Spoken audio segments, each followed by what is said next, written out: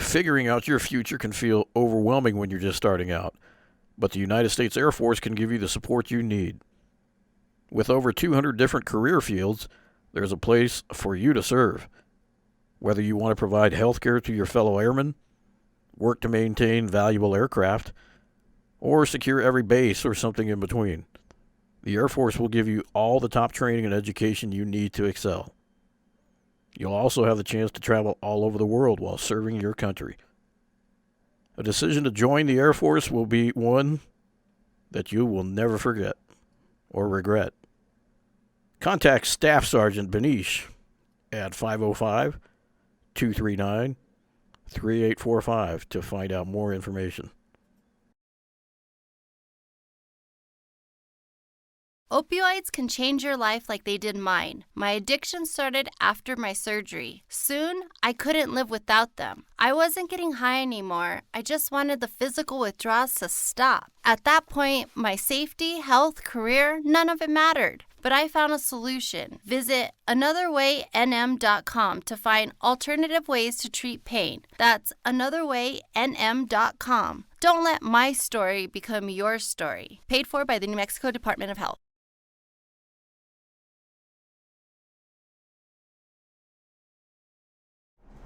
You're listening to JW Raw. We're live. Good evening, everybody. We have on our show today our one of our local coaches from our UNM Lobos, the new director of strength and conditioning. How do you say it? Yep, the director of performance. Director of performance. Yeah. And everybody knows you as Coach Shub because they can't.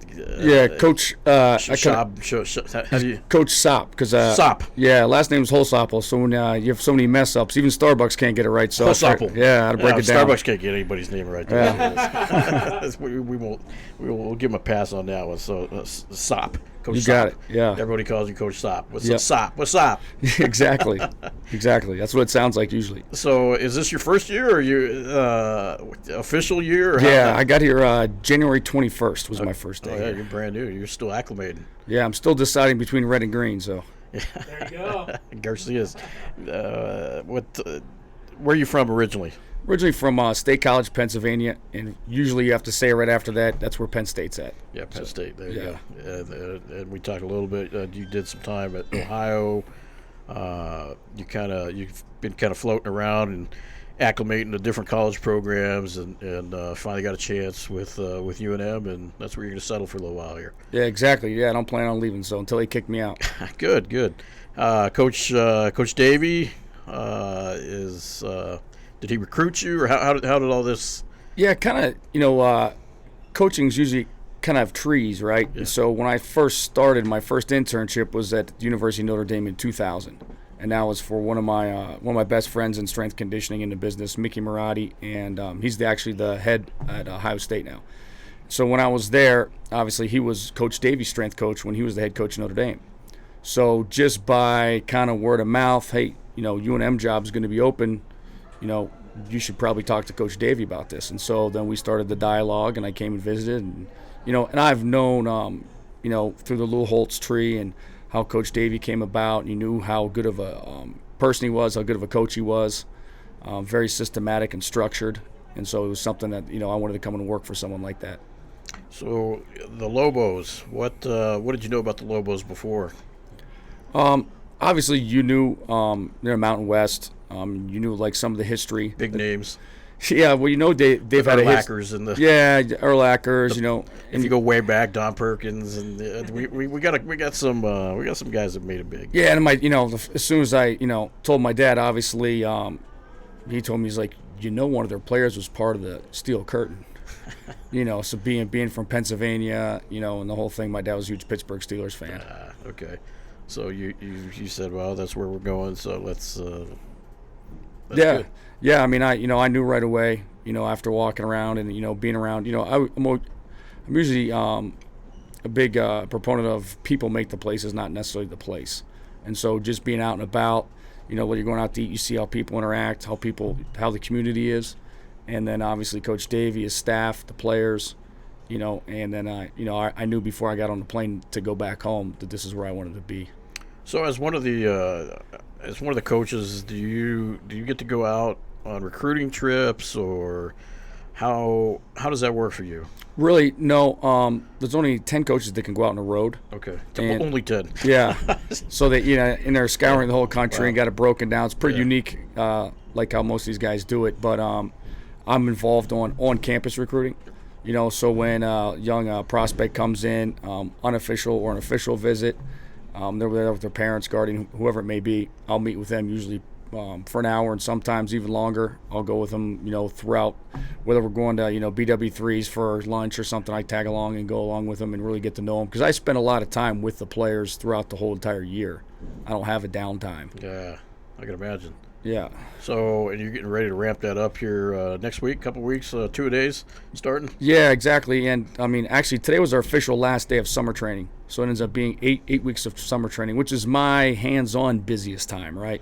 Because we're lifting 3 times a week, we're running twice a week, we have optional stuff on Saturdays. So we go 6 out of 7 days. So vacation for me technically starts tomorrow, but I'll be in there at 9 o'clock for anybody who's still around in town, and Friday at 9 o'clock. So there is no downtime. So we don't talk a whole lot of football, so it's usually MMA, but obviously it's just like MMA. It's there's no end. I mean, your season is all the time. I mean, you're always training, because whether you have a fight coming up, you gotta be fit. And football, the season ends at the college level. What is it? Probably November.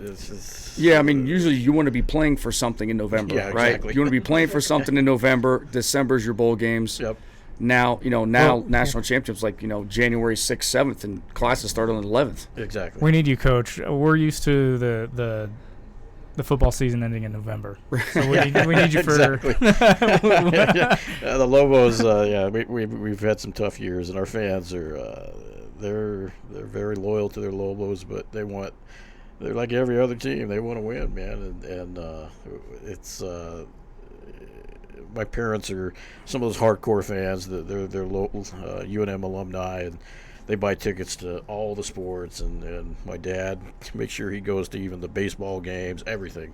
And he's one of those loyal guys, and he's seen the best of times and the worst of times. It makes a huge impact. I think a lot of people, the critic, is always cynical and stuff like that, and they don't realize that's one of the things I really like about this place is the community. The very unique culture that's here, and the involvement of the community on the team, and understand sometimes people don't understand the impact you have in believing someone, before they believe in themselves, and the impact that you can have as a fan on a young 18 to 20-year-old student athlete when he looks up there. It makes a big difference, instead of some places where the fans wait until you win. Yeah. Which is always a tough deal. That sucks, yeah. Yeah, it's good to know that you're supported by a community, and it's good to know we just got done with the women's football clinic we had on Monday night. About 150 women out there. And Women's football. Wait a minute. What's this? I didn't know about this. It's a clinic, so you go up, and it's really twofold, really, to get them involved. Most of them already are fans and involved, and talk a little bit of shop, so there's an education proponent to it. Wow. Our players are there, so we probably had 50 players, and that's all optional for them. 50 players, had 5 guys on a panel, so they can ask our players questions, and kind of, as Coach Dave would say, remove the helmet and really get to understand these guys as people in the community, as UNM student athletes. That's awesome. Yeah, it was a great time. They went out, I warmed them up. We went out and did some agilities, talked to them about strength conditioning a little bit too. So it was a great time. So walk us through a typical season. When does it? Like we just said, it ends. Hopefully, you're playing for a bowl in November. In December, you're hoping to be in a bowl. And so when does it start back up again? When are the guys starting to get back into football mode? Yeah, it's really. The breaks, so called, are already written in the schedule. It's all based around the academic calendar, right? And so. January, usually 16th, 17th, school starts. That starts your winter program. So that's going to go all the way through January. That's going to go through February, where the main emphasis is going to be on strength and conditioning, implementing some film stuff, because the coaches get 2 hours a week to work with them. And you get a total of 8 hours, so that leaves me with 6. And that usually runs January, February, March. Usually puts you at spring break 1 week, and then you come back, you got spring football. Now that's probably about, depending on how many practices you have a week, that's usually 3 to 4 weeks, leads to your spring football game or your final practice. That leads till, May, you get off, there's no school. June, you come back June 1st, and we just finished today. So that's your off-season training program. Once again, they might have 2 hours with the coaches, 8 hours total of the week. It's a lot of running, lifting, film. And now we'll report back August 1st at 5 o'clock. That starts football camp. There's no hour limit there, so it's more strategic, and then you go all the way through to your first game, which will be, last day of August, and then you play your whole season, and you have, 2 bye weeks usually. For us, it never really stops, especially on the strength conditioning side of things. It's not just, a lot of times people see it as just weights and lifting and running. That's the last thing. The first thing is building relationships with young men, always planning for worst case scenarios. What are you going to do in off the field situations? How do you handle yourself academically? All that stuff all plays a role. You're just one piece of the pie that's trying to create a good, successful program. So you brought something up. So off campus shenanigan type stuff. Are you planning for that? Are we talking about the player that shows up drunk and causes havoc, or just anything? I mean, anything. I mean, I always family emergencies. Yes, exactly. How to, especially these days, I think it's really important to help kids understand. You're not alone. Okay. I know the role social media has on you. You see the perfect life of everybody. Yes. Most people don't put out their real life. They put out what they want you to see, and so they see all these good athletes, no matter what sport you're in. Everything's fine and dandy. There's no struggle. There's no strain. You don't have these issues. Well, they do have those issues. And so we try and do our best to prepare them through a systematic approach under Coach Davey. And then even with myself, every Thursday and Friday, they know I'm going to say, all right, fellas, as soon as they walk in at 6 in the morning, I get the first group at 30 guys. All right, what do we got? They'll all repeat TPS, time, place, substance. They know, that time, if you're out past midnight, I tell them you're either coming from probably somewhere you shouldn't be, whether that's fast food or a bar, because nothing else is open. So one thing leads into the next, right? You run a stoplight, all of a sudden that turns into a bigger ordeal than just a $220 ticket. So that really covers time, place. Don't go anywhere where you're not known or where you're not wanted. Shrink your circle. Watch who you're hanging around with. You are guilty by association in a lot of situations. And then obviously substance, from all the way from what you buy at GNC or the nutrition center. It's not regulated. So you could be dealing the same thing. A lot of things happen with MMA with tainted supplements. Mm-hmm. We deal with the same issue. Make sure that you cover yourself. Make sure we know what you're taking at all times. And obviously then there's any illegal street drugs and different things like that. And that usually goes hand in hand with, who you're hanging around with. So it brings up a good point. I'm naive to it. As far as at the college level, who, if anyone, is testing for PED type stuff, or how does that work? Both. You have a university protocol, and then you also have, which is obviously street drugs as well, and then you have an NCAA protocol. Each school is a little bit different. Everywhere I've been, the protocol is different, even though they're kind of getting closer together now. But they're always being tested. So are they random tests, or is it they get everyone? Okay, today's test day, Monday. Random. It is just a random thing. Yeah. Okay. And obviously, as the strength coach, you're telling them you're teaching them how to do it on a healthy level, on a legal level. Is there also nutritionists on staff, or are you the nutritionist, or how does that work? I mean, kind of. You cover. I don't step outside my knowledge area. Even to me, you would need to go get certified to be able to go do that. Be a registered dietitian. If not, you're taking away credibility from what they're doing. Yeah. So I just try and follow with a lot of our players. I start at the very basic of basics. I'm not going to break down into micronutrients and different higher level things. I'm going to help them structure their lives. Okay, this is what time you lift and run. This is what time you should be eating. This is what time you should be having your post workout recovery meal. This is what time. This is how much water you should be having a day. Okay, not only take 68% of your body weight. Okay, I get 120 ounces. What's that mean, coach? Okay, well, let's go get you a gallon. Let's go write lines on a gallon. Okay, I need this before 6. I need this before 9. And make sure it's a systematic approach and it's comprehensive that they can actually do it. Most people know right from wrong. Yeah. It's being able to put them in situations to succeed. And I think that's what we do. That's the the nutrition part of it, right? Just trying to give them structure and discipline. Most of our kids these days are pretty intelligent. They know, they know, whether eating breads are bad for you. Yeah. Eating cookies and all, candy and going through the drive-through. That's just being lazy and not preparing. But you have to teach them how to prepare. Whether the difference between having overnight oatmeal, it's ready for you in the morning, you're already done. Yeah. But how do you just got to teach them how to do it, from even teaching them how to buy what size Tupperware to how many oats to buy. How do I make it? Okay. These kids today, they're getting tougher and tougher at I mean, it seems like they're starting football programs in before college, obviously. In high school, they're starting scouts are getting out there and starting to look at them at the high school level. I mean, is it even before that they're starting to keep an eye on these kids now? I mean, they just keep getting tougher and tougher every year. And yeah, you almost get identified, like, as soon as you do something athletically, someone's already have their eyes on you, kind of planning what sport you're going to play. Yeah, or position-wise, right? And but that's that's with a lot of it, with the recruiting part of it. Seeing guys that might be the Alabamas of the worlds and different worlds. Okay, this kid's an inch too short, but at a different school, he might be very successful, and he might be successful at the Alabama school. But their standards, I think, sometimes cap off a little lower, right? Where you have other places where you're looking at potential, so you're looking at how he did in school.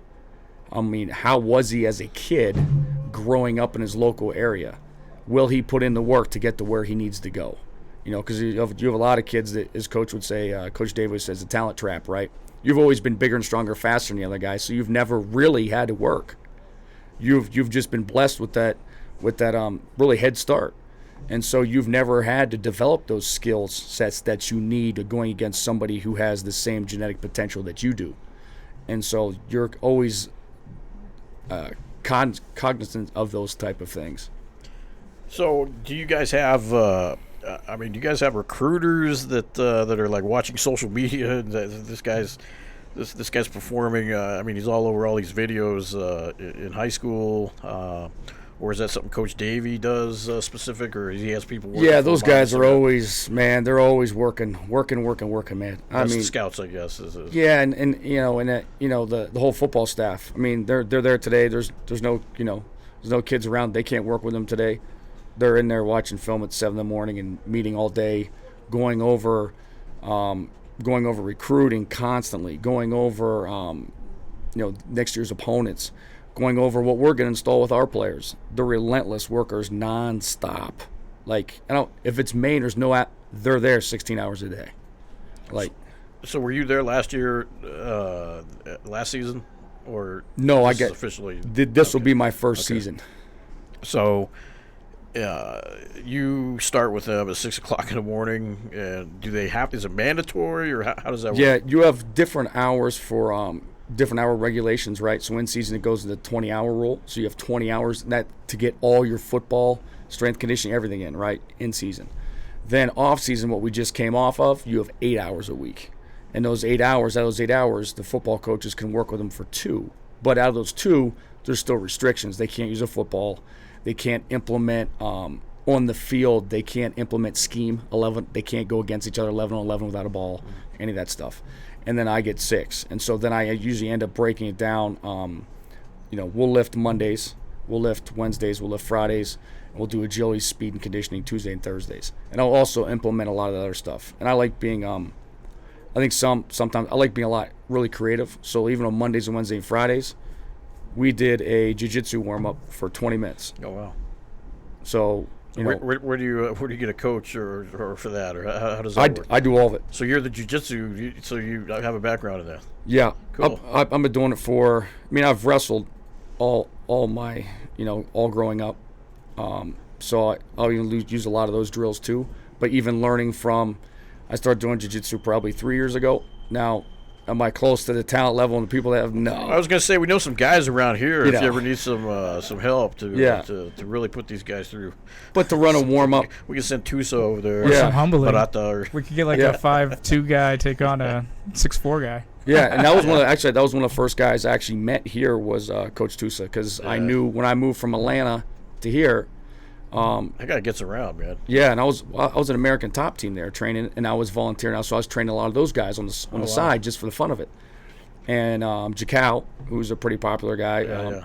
Rowan Canaro, and so when I moved here, I was like, who should I see? And he sent me a text, Tusa Barata. Just search out Tusa. Yeah, Just he's like, search find out him. those Gracie He's guys. like, yeah, he's like, wherever he's at, that's where you want to go. Yeah. And so that's what I did when I came here. And they're Holly and John's coaches, and where Holly is, Barata's there, and where John is, Tusa's there, and obviously that's the level that those guys are at, and they're big. We have open mat here on Fridays, every first Friday of the month, and they the practitioners come from all over, and just one big party down there of jiu-jitsu, and, Yeah. and to see Barata and Tusa teaching those classes, it's just incredible level. The Oh level. yeah, just great. And even when I was just with Barata 2 days ago at noon, so I snuck over there, because I knew I wasn't going to be able to go at night because we had women's clinic, so I hurry up, got over there for lunch for an hour. Right. So then just watching not only the high level of jiu-jitsu, more or less I'm watching his personality and how he coaches and teaches, because you're working with sometimes a lot of people that aren't athletes as well, and so how's he teach?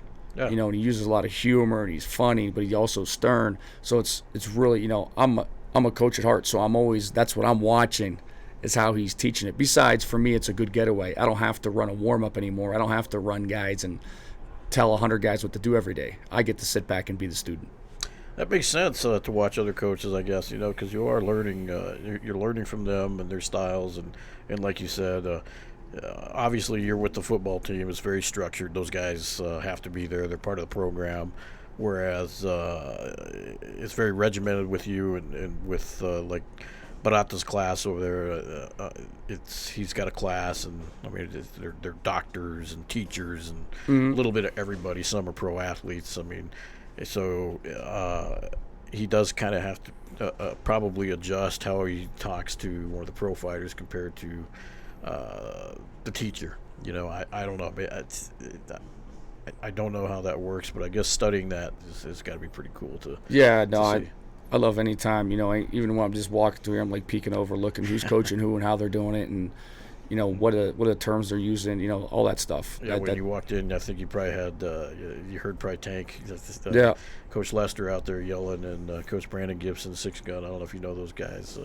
I met Coach Lester one time. My first week here, I came over here because they had some kind of UNM combination. Yeah. And I came over here and did that. Yeah, they had everybody in the cage. Yeah. There. Yeah, so I was fortunate enough to meet, I met Coach Jackson and Coach Lester that day. So. Oh yeah, Coach Jackson, the legend. Yeah, exactly. He's him and Wink are the head coaches. I mean, you got Coach Davey with football, and Wink and Jackson, the head coaches here, and when they speak, everyone listens. Yeah, because they never shut it off. Exactly, there's people that go home and they go to bed.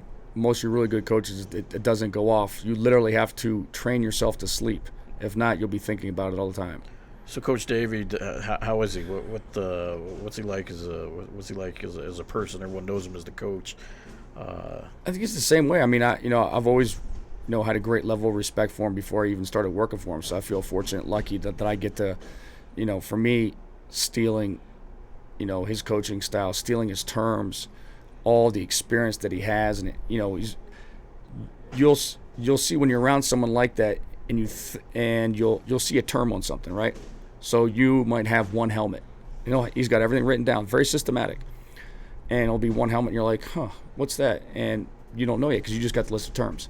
Then you go out and you got 100 guys. They're going to go to get a break. They're going to put their hand up and get a break, and they're going to run to their individual units. And then you hear them say one helmet. That means everybody comes in and makes one helmet. So learning all those little systematic terms and how everything's organized and structured, the average person might say, get in there tighter, and might not have a term for it. But over the years, he's developed a term for it, so it's very easy to implement it. A police officer buddy of mine gave me a videotape, a VHS tape, that they wanted converted from VHS to DVD, so they could actually watch. And it was their graduation class. She thought it was a video of her boxing, but she didn't have nobody has VHS players anymore. And I still have one because I still use it to convert for projects. And so she gave it to me thinking it was her boxing, and it was actually her class graduation. And the chief of police at the time had invited Rocky Long to speak at the graduation ceremony, and listening to him talk was amazing. He just the way he took control, and I mean, it was he kind of related being the coach of the team, being the same as the police academy instructors. They just take charge, and that's what they do. They're the leaders, and what he says goes, and it was just really cool listening to how coaches relate to that. No, there's always a message inside the message too, right? Yeah. I mean, you have your systematic approach, which keeps you in line and organized. You know what you got to get done and the message you're trying to deliver, but there's always a message within the message. Especially when you're dealing with football, you got 100 guys. And so you're always trying to relay the message within the message. Is it to the unit leaders? Is it to the guys that didn't do what they were supposed to do or didn't go 100%, but they're still learning? To the freshmen, to the transfers just got here, they're trying to learn their way. They're learning the ropes. So there's always a message within the message besides just the systematic approach. So when you went to Penn State, were you thinking all along you wanted to be a coach, or were you? I mean, what was your goal? I was really fortunate because I grew up in that. That's my town.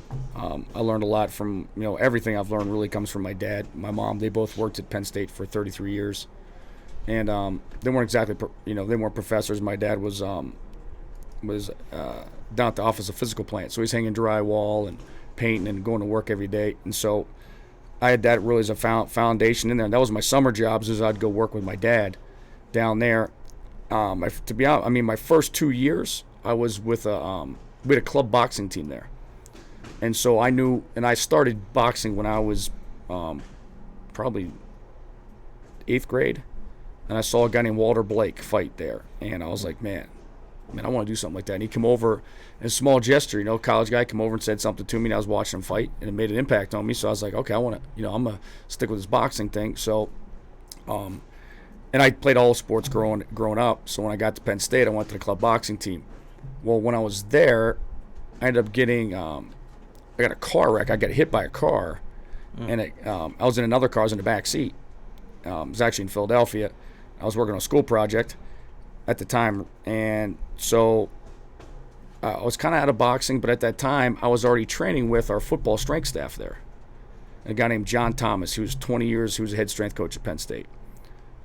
Disciplined, organized. I mean, his workouts were brutal now. Brutal workouts. I mean, every day, an hour, you're walking to class. If there wasn't a class checker, you're taking a nap under a tree. Wow. Like, you're not making it to class. And so, but there it also taught me is effort is not genetically biased. It means I was going against some of the best athletes on the face of the planet on stuff. Are they going to beat me in a 40? Yep. They're going to beat me on a vertical? Yep. Broad jump? You got it. But if you say sit on that wall and do a wall sit, first man breaks, loses. I could compete. And so that's when I fell in love with strength and conditioning, because I realized it was effort-based, and it was about you. It was the percentage of how much you're getting better to the percentage of how much I'm getting better, not what you lift versus what I lift. That's a sport. That's powerlifting. That's Olympic lifting. Yeah, those are different avenues. And so from then on, that's when I knew, really going into my sophomore and junior year, that's when I made a decision. This is what I wanted to do. So that really takes you from the back of the classroom with your headphones on, hanging out looking at girls, to the front of the classroom, not have your headphones on, looking around the class like, how are these people getting better grades than me? Oh, I just didn't care before. Now I do. Yeah. And so now I look at it as a competition. And I had great professors at that time, so I switched my major from psychology to kinesiology. And at that time, Penn State was ranked top 5 kines programs in the country. And so that's when I fell in love with it and made a decision. This is what I wanted to do. And then, from there led me to my internship and, not wanting to take the easy route. The easy route was stay there and do your internship at Penn State, live at home, don't lose no money, actually probably make money, right, because you have a Pell Grant. Instead making that decision, have my friend at the time, who's another great strength coach. I've known him since we've been 3. We went to kindergarten together. Wow. Brad Pantel drove me from State College to Notre Dame, dropped me off. All right, good luck, man. I'll see you in 7 months. I didn't know nobody, and I started my internship and worked for Coach Mick and Coach Davey for 7 months. Wow. That's how I made a decision not to take the easy route once I knew what I wanted to do, doing my internship. And then that led into, from there, I went back to Penn State, and I was like, you know what, I'm going to be assistant strength coach or a graduate assistant, okay, and get my master's degree. I was there for a week, and Coach Mick, who's Mickey Marotti, called me. He's like, hey, you want to go be head strength coach? I'm like, well, that's what I'm getting my master's for, but if I can do it now, I want to go coach. Yeah. He's like, well, there's a guy who just left Michigan State basketball, and he's been at Marquette for a year named Tom Crean. He's looking for a strength coach, but he wants toughness. He wants his guys pushed. He doesn't want them trained like necessarily basketball. He wants basketball exercises and physiology part of it, but he wants the mentality of football, wrestling, that type of deal. And so that's in 2000. That's when I got my car. I talked to him on a Sunday. I drove out to Milwaukee, never been there before. Drove out. I remember Tom Crean said, how fast can you be here? I was like, how long does it take to get there? I was like, I'll be there Wednesday. Wow. And then that was my first job. Making $16,000, a whopping $16,000 a year, living in the dorm. Yeah. And that started. I was there from 2000 to 2006. So this isn't the kind of job you're going to get rich at. I mean, you're doing it. You're doing it genuinely to get these guys to the next level. I mean, have you been directly involved with somebody that's got into NFL level at this point that you know of? Oh yeah, I mean, I've had opportunities, but a lot of that's not. I really like the challenges of the 18 to 22-year-old kid. Yeah. A lot of the things besides the strength conditioning, you're using it as a tool really to develop his whole life and get him organized so he's ready to leave. So from 20 years down the road, hey coach, man, here's my wife, here's my kids. Yeah. Yeah, man, I'm in real estate now. Okay, it worked. Those words you taught me way back when. Yeah. Yeah, and it's it's been even when I was at Marquette, I volunteered for in my spare time. I still have friends I talk to today that were in the military that I always volunteered at ROTC on campus. So not only do I get the kids, right? The 60, 70 kids are in the ROTC program. I was training all their superiors who were on their 3-year rotation. They're out of the heavy stuff now. They're bouncing around implementing things at universities. So I trained all those guys too in my spare time. And that's how I got into wrestling again at Marquette. When I was there, I got hired just to do basketball. Well, Ken Cherito, wrestling coach that I've known, we kind of talked a little bit about before from State College. He wrestled at Penn State, was an All-American, was an '86 Olympic team. I've did all his wrestling camps. So I'm training kids from 5 years old up to, guys in college doing these camps. So I go there and he's like, look up Jim Schmitz. So I go there. Jim Schmitz at the time is the head wrestling coach at Marquette. It's a self-funded sport. So he's fundraising all the money and doing that. And I was like, you know what?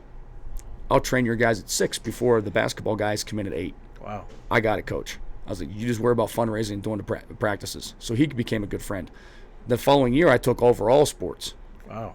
So then I was just training everybody, and kind of had the same mentality. And, man, looking back on some, your first job is always the most special one, right? And from women's basketball to women's volleyball to women's soccer, women's cross country, to men's basketball, wrestling, everybody, and you get to see the commonality of these great athletes. Sports are different, energy systems you're using are different, Exercise selection's different, but the mentality, the very best aren't that different. So you're only doing football. I mean, Yeah. does basketball have their own strength coach and Yep. and baseball and all the different teams have That's- their different coaches? Yeah, and that's really been the evolution since officially since I've been doing it since '98. It used to be, football would have their own guy, and then maybe some of their assistants might start working with some other sports. And now it's gotten to the point over the last, 22 years, each team wants their own strength coach. Wow. Because the strength coach has become more than a strength coach, right? He's become more of that mentor position. Basketball, they travel. I traveled every game. You set up and you help implement on-the-road meals. Some of the travel, some of the decisions that goes on within the program. So there's a lot of responsibilities that come with it besides bench squatting, deadlifting, cleaning. Yeah. That becomes second nature because really that hasn't changed. That stayed the same. What's always changing is the personalities and the athletes and dealing with the coaches and administrators. So that's what changes. Administrators. And so are you, the football program obviously is the biggest, basketball and football, I guess, are the biggest teams here at UNM. I mean, it's probably pretty close on the funding. I've seen the basketball training facilities at the pit, and it's amazing the equipment that they have. It's just beautiful stuff. I've never seen the football center. It's probably twice as big and second to none. It's beautiful. Yeah, so they're taking it pretty serious then. Yeah, I mean, we got the top line equipment and everything. I mean, it's let alone you got 2 practice grass fields, you got an indoor, you got a game field, all right there. So yeah, I mean, it's a top-notch facility. So you got and do you implement like swimming into your routines? If I had time, it's kind of like really it's just once again you're surrounded by you always have the 8-hour rule lingering over your head, so you're trying to get as much as you can at the same time. In my head I'm always playing for worst case scenario. That's great. He might be bigger, stronger, faster, but if he's not succeeding academically, A, he's not going to be here. Yeah. B, what's his, depending on how you define success, what's he going to be like without his degree? That's the whole reason why he came here. Only 1%. That's what we always used. 1% of 1% gets to go in the NFL, right? 1% of high school football players get to go play Division I college football. Then out of that, 1% get to go on to the next level. So I know, a lot of people get confused with why you're really here. I mean, you're here to obviously win football games, but you're also here to be successful people in life, which is more than just football. Your goal is to graduate with a degree one day. Yeah. Because the chances of you getting drafted out of college your junior year, it's not gonna happen. So you got to take that education serious, and you're part of the you're part of the formula that makes sure these guys still take that stuff serious. You're always talking, hey, there's an afterlife to this. I mean, you're going to need to do something else. I mean, Coach Wink is, I listen to him all the time saying that same thing. He's telling these fighters, finish that school. Take that school serious. Get that education. Do things other than MMA because you're the only the 1% make it big in any sport. It's less than 1%. That so. You gotta make sure that you're keeping your head right. Yeah, it's about really defining what education is, right? Because a lot of people say they just want to go get that degree. Well, if you just get the degree, that's just a piece of paper. It's what the degree represents of what you actually did. Yeah. Like in helping people. I mean, I remember like when you make a decision, I went from getting a 2.0 because you had to being on the dean's list because I decided to start getting my education. So there's a big difference in that. And then there's a difference understanding where, if you're walking around campus, when are you ever going to be surrounded by more intellectuals and more people that are driven into different areas, okay, that are all motivated by the same thing? They're trying to get their degrees. You're never going to be around that many people. So why not also network with those people? I got to the point where I used to carry index cards around. And I write down people's emails, and when I met them in class in different areas, I might be taking a religious studies class, even though that's not going to be my major. I might meet someone else in that class who's going to be exceptional someday at something that has to deal with that. So now I met them. So now I've expanded my network. Yeah, you're networking. Yeah, that's cool. And I think that's a huge thing to take time and really, take time and be involved, in your community, even here. Like even, take advantage of your time in Albuquerque and not just get out there in the community and be involved, because you're going to learn from all these people that are here, and you're only here for a 4 or 5 year span.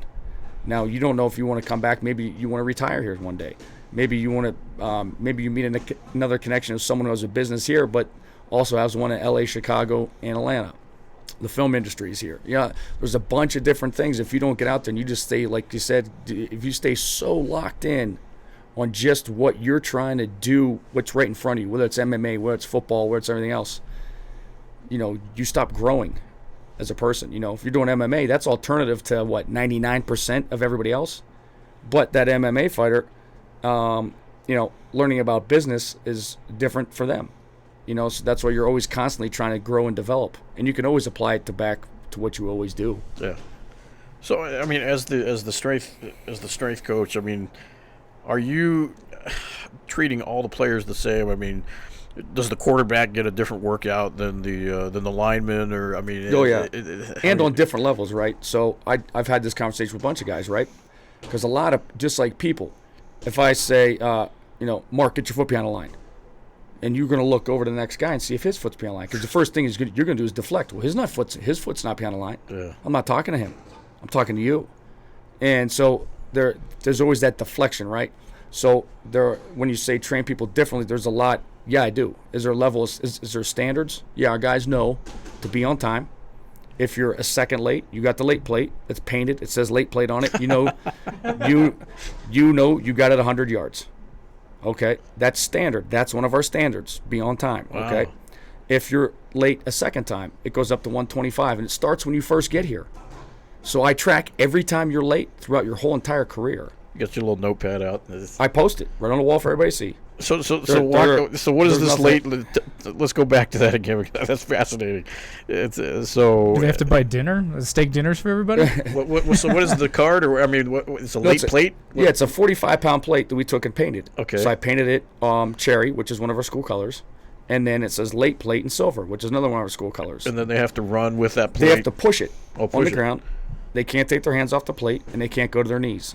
If you do any of those things, that push does not count. So everybody's got 100 the first time they're late. Second time, you start seeing, patterns here. This kid's been late 3 times. Well, he's got 175 yards now. It keeps going up.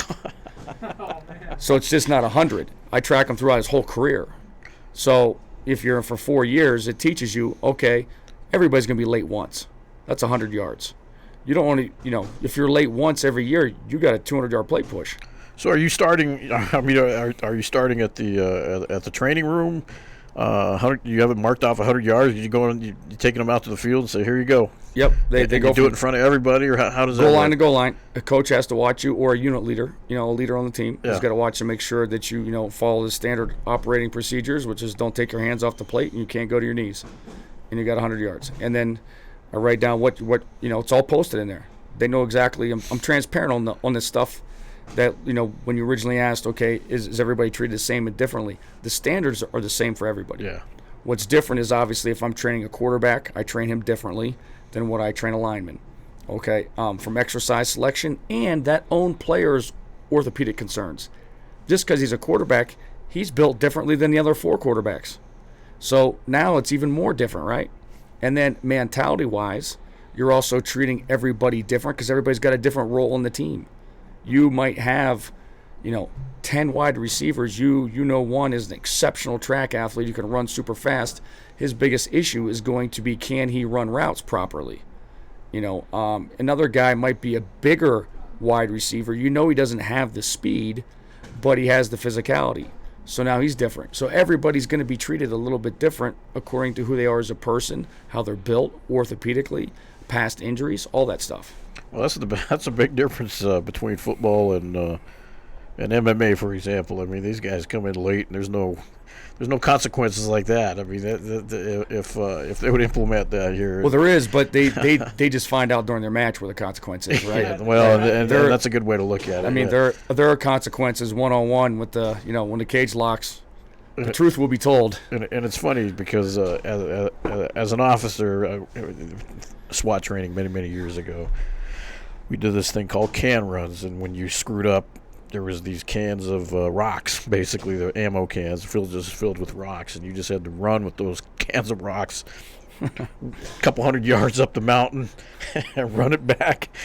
You'd show the guy, look, I ran, and it was punishment for because you just screwed up, but it was teaching you, well, I'm not going to do that again, so you fall in line, and there's a method to the madness, as they say, and it's good to know that you guys are instilling that in them at that age, and they're learning from it. Don't be late. Listen to the rules. It's posted there. If you're screwing up, then it's on you. It's not my fault. I'm not doing this to you. You did it to yourself, and I think that's awesome that these kids are still getting that. Yeah, that's those, discipline.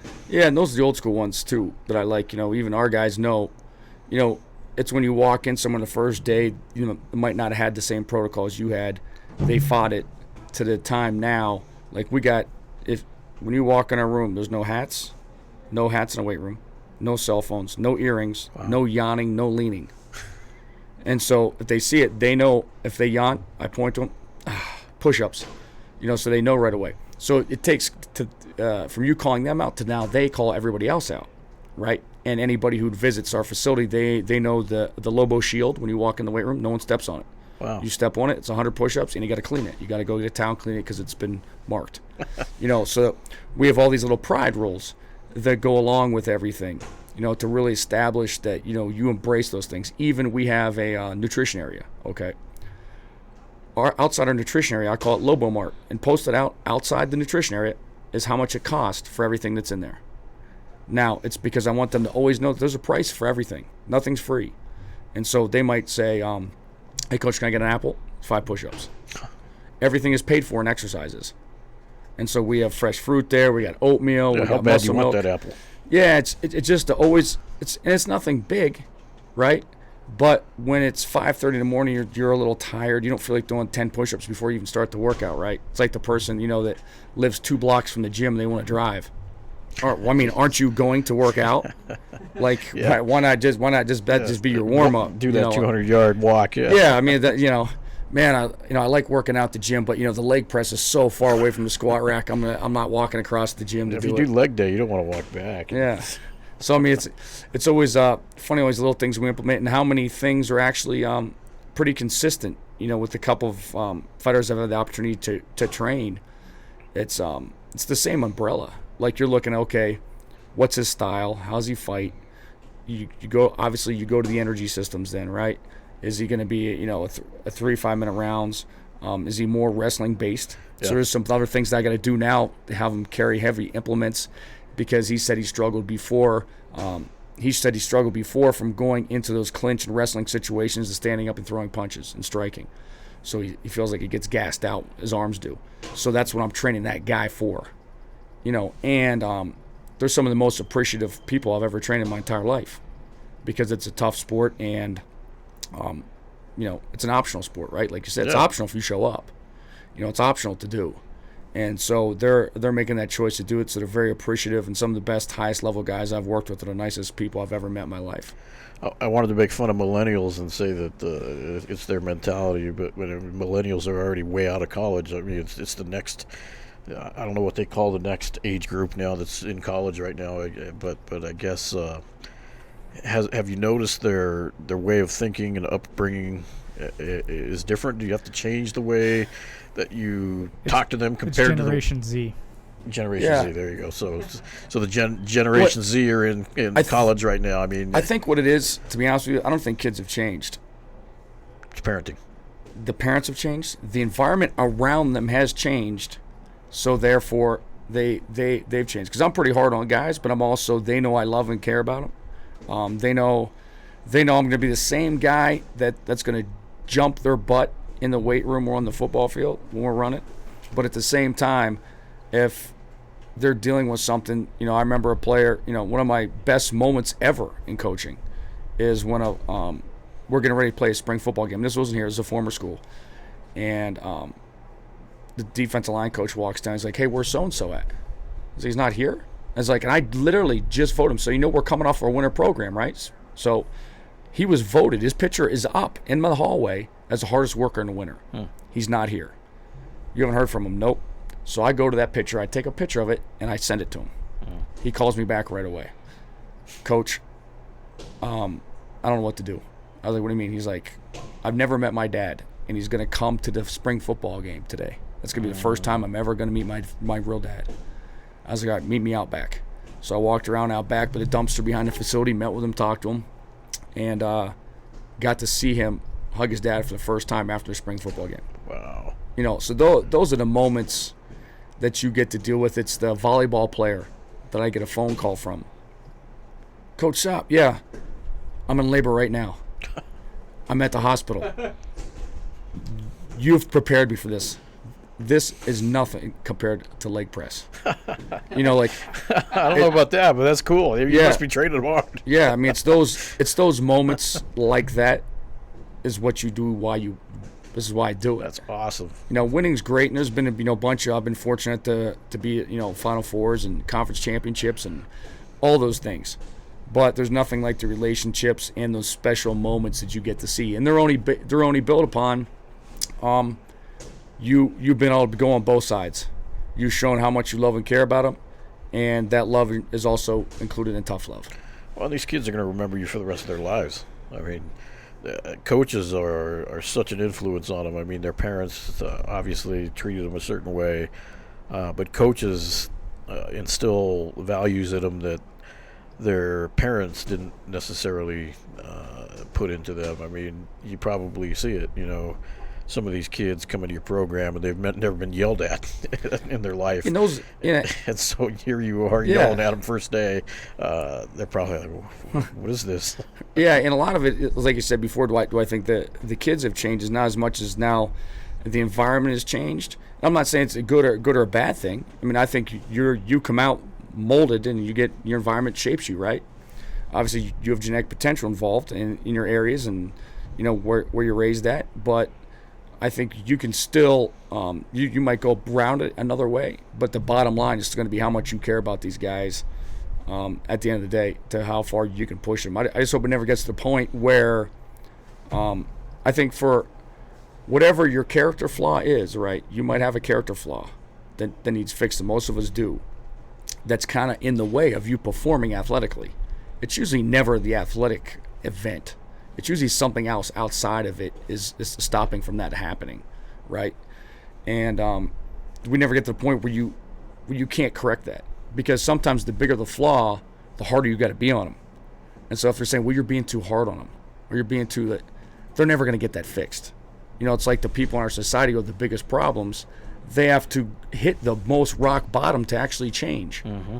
If you don't hit that rock bottom, you're never going to change. You're going to keep resorting back. So, I mean, I think really to develop them, even on the field, it's really everything off the field, right? It's making right decisions, who you're hanging around with, how much sleep you're getting, are you hydrating enough, are you getting to the building early enough so you can get focused to come train. I mean, I couldn't imagine coming here training with all these people here and not getting here early to get my mind right to go against the best. Mm-hmm. If not, how am I going to get any better if I can't get my mind right to go through a training session? So I think all those things are in play, and then those all relate to game day situations. Like for us, football, you eat 3 to 4 hours before pregame, so you should be trying to do that same thing, right, every day. Why just do it on game day? You get the game day 2 hours early. You start thinking about the game. Here comes the game. Now, that's the most amount of pressure you have on it, but I'd be trying to mimic that as much as I possibly could on practice days and on days that were, if I had a, sparring, heavy, hard contact sparring days would be the same as us having a heavy scrimmage day. That's the day where you're going through your game day routines. Getting there early, sleeping early, cutting my cell phone off. I'm done at 9. At 7, I'm done. Yeah. Getting ready to go. So trying to mimic all that stuff all goes into performance. Well, I think these kids that get into the college level, like where you're at, they haven't got to that level without their parents being on their ass about everything in life, and they're not the ones that are just letting them out, goofing off, and they're taking life pretty serious. That's how they got to this level in the first place. They were probably playing the yaffle football and that stuff before, so they're used to getting yelled at, and they're being disciplined and being on time, and coaches the young even in the yaffle leagues, the coaches are telling them, hey, you gotta be here, set practices at 6 o'clock, you better be here at 6 o'clock, and there's consequences, the same thing, they're running laps. So I think the kids that are getting in there are already in that mindset that when they get to you, it's just a next level at the college level. Yeah, and just, there's more distraction at this level. Even when I go home, like let's say I would go home for the weekend and see my dad and mom. I'm in my house by 10. I follow the same rules as I did when I was 18 again. I know what the rules are. Coach has a TPS on Monday. Yeah, exactly. I know how my dad is. I mean, he's still gonna be. He doesn't care how old I am. Yeah. He knows if there's a bill not paid and we're sharing something, he's gonna call and rip me. That's respect. Which is what I appreciate and what I've learned. Yeah. The day he stops doing that is the day just like a coach. He stopped. Does he really care about me if he's not going to coach me anymore? My dad still does it to this day. You got kids yet? No. So, but when you do, you'll instill those same values in your kids. It worked for you, and you're the way it's going now, I'll probably have to adopt. To be honest with you, like someone usually goes, "You have kids," and I go, "I got 100 of them I work with every day." Yeah, that's true. That's a good way, it's a good way to look at it. Actually, you got all these adopted kids. Yeah, and I'm no bigger. I'm the biggest fan for everybody. I've trained from 1998 all the way through now. They, if they ever need a place to live, stay. If I can help any of them any way, I got you. I'll do everything I can. So obviously, game days locally, you're there for every game. On the road, how does that work? Do you get to go? You get to go with them, and oh, good. So you're doing it. And depending on each program's a little different, right? So when I was at Kentucky basketball, I'm going through. That was in 2007, right, with Coach Tubby Smith. I'm going through the night before collecting cell phones. Wow. And putting them in a bag. And then, right, which is always a fun game, right? It's like cops and robbers a little bit. So you go through, you collect cell phones. I wait 5 minutes. And I go through again for the second cell phones. Yeah, they got throwdown phones. Yeah. They know coach is coming. Yeah. They got burners. Yeah, exactly. That's funny. I'm going through for the second sweep. I was going to ask that too. I mean, that makes sense. You don't want those distractions. Yeah, so, we did that when I was there. There's other times when you're sitting in the hallway. I'm up 24 hours. I'm sitting in the hallway, make sure no one leaves the room and no one comes up in the room. Yeah. And then other places, you're stretching guys out the night before. Coach Sop is out in the hall, man. You're checking, even football camp, right? You go through and you do bed checks. You go to the parking lot. I'd cut my lights off and just sit there for an extra 45 minutes because here comes the guy over to the balcony. Got him. Yep. It becomes a little bit of a game. Yeah. Coach, you should moonlight as a private eye. Yeah, exactly. You'd be good at it. That's awesome. It's cool peeking into your world a little bit and kind of getting your view on it, and because we're MMA all day MMA, and it's kind of cool to look at other sports and how it works in other sports, and ultimately coaches are coaches, and you all have the same goal, and get these kids or these athletes where they need to be, and make sure they're performing at their best. And the goal is to get that win. Whether it's in the cage or on the football field, that's that your same result. Let's win. Yeah, and I use this example all the time. Especially let alone being here. That's one of the reasons why I wanted to implement jiu-jitsu, because I know how Albuquerque and Jackson Wink and talking about the best gym in the world. Yeah, this is our pro team here. I mean, if it's a mile and a half down the road, our guys all know. Yeah.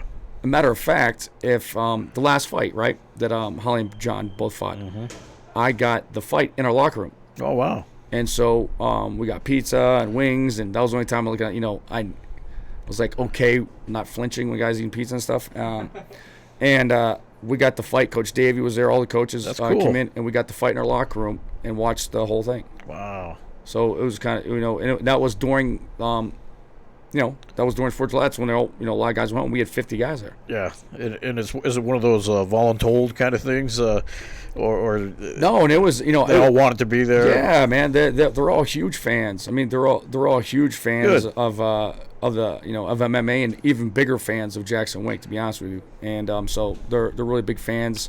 I use it a lot as a motivator a lot of times, because in this situation, most of the fighters that I've had the opportunity to work with, you have to be self-driven, self-motivated. Like, there's no one calling you, checking on you. Maybe a friend, workout partner, but besides that, it's completely different. Like, where football, you always have people around. Like, they know if they're not there, there's consequences.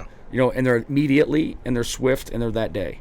Where, I was like, just think, if you're a fighter, man, if you're not putting in that extra work, I mean, you have to be paranoid, because you're getting ready to fight somebody. You don't know what they're doing.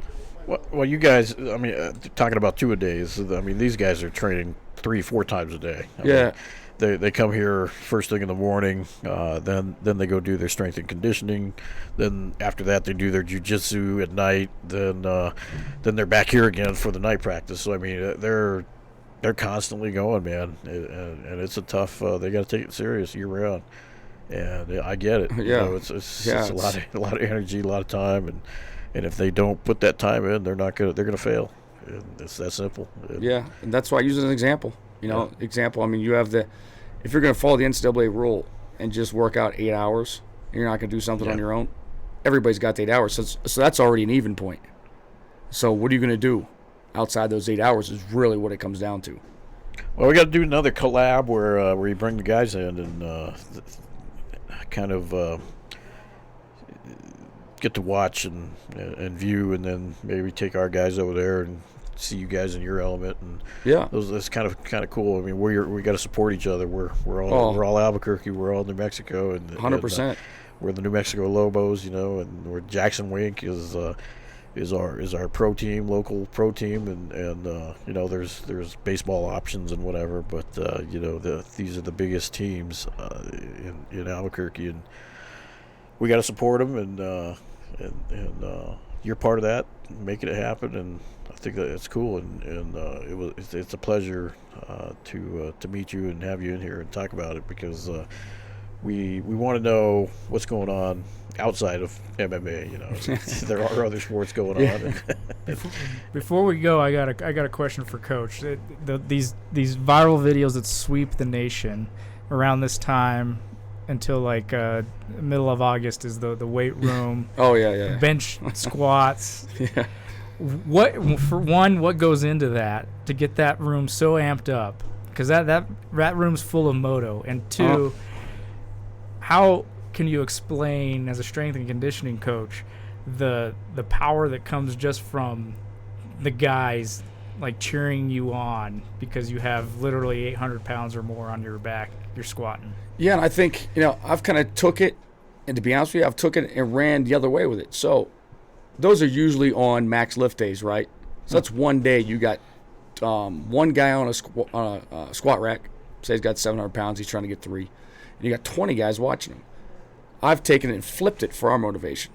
So when I see something, I say, I'll hashtag no highlight videos. And because I want that, like you said, that energy and effort, I want that every day. I don't want that just on max effort days. Yeah. I want you to come in there every day. And that's why I even implemented, I'm not doing anything over, per se, my pay grade on teaching the jiu-jitsu warm-up. I'm doing the warm-ups that I do, right? But it's an attention getter. They're moving right when they walk in. That's what we're going to.